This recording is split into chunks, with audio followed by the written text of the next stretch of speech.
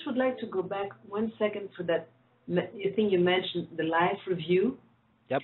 A friend of mine who was in her 70s, and it was in the 70s, had a very best friend, companion, a wonderful woman who had a kind of a near-death experience on the dental office. At the dental office, she had a reaction towards the drug, and then she came back. But she had her full-blown tunnel and light, and she had a beginning of a life revision. So when she came back, she told this friend of ours, well, I thought I knew myself as a good meditator. I thought I was really at a certain level. She was a theosophist. But I realized that whatever I thought was very difficult, things that I did, mistakes, they counted for nothing. They were just on my path because they were supposed to be there. Other things that I never paid attention to, they were very heavy. Little omissions here and there, things I didn't even realize could have been a burden. But yes, perhaps of this 1 degree of separation you mentioned, Andrew. But we are not able to do that understanding, that life review, as we are still with our brain and our body. Isn't interesting? Well, I think every human being can have a living life review if they enter the true circle of trust their heart can create. When they activate that heart frequency and the pericardium that holds the waters of the heart life crystallize and create a bioelectric frequency of love around you. And, after deep sexual experience, people encounter that. Their heart space turns on and they can bond, and there's an egg of protection around them. That's that glow you feel. That's the glow when women are pregnant. And men have that experience too. You can get to that state and express love in such a way that your little bubble of reality is your permanent bubble of reality with 100% contrast control. One applies meditation and visual and imagery processes. You can go into the original concepts of your DNA. And it's how I returned to the fetus in my mother's womb to understand the infinite energy again. Separate of the skills that I had to learn coping skills, because there are times we run into parts of our life that we can really screw up. We can really make serious mistakes.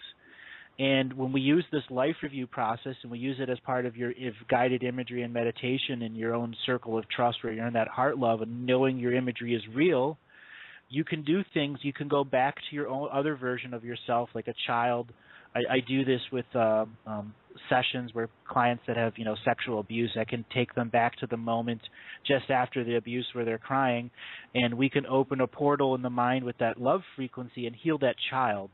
That does not change the past. The person's frequency in the future is instantly changed because they recognize the damage and signature frequency of the abuser, and we can remove it from their field through the use of contract revocation, specifically for that zone of violence, and that child be surrounded in that same frequency of love, which they still recognize as that fetus energy. This is fantastic that you're answering that. I'm very, very happy with your answer. And I also know that the very earth has changed for the spiritual experience. Yes. This now, 21st century, is not the 1970s. Nope. It is quite, it is so much more tangible, this possibility of the repatterning and even reparenting. This is fantastic. I love your answer. I also know that because she was French, it did her great to leave some part for a question mark.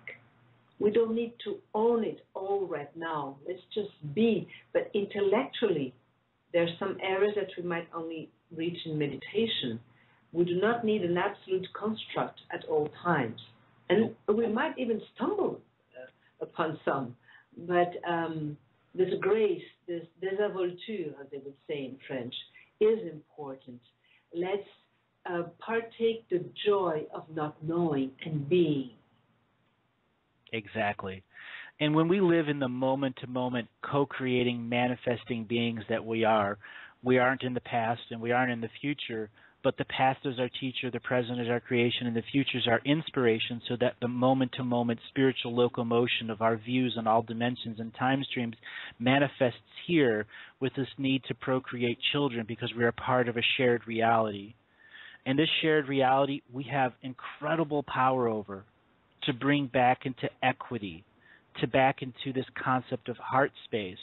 And the children, they will teach us incredible lessons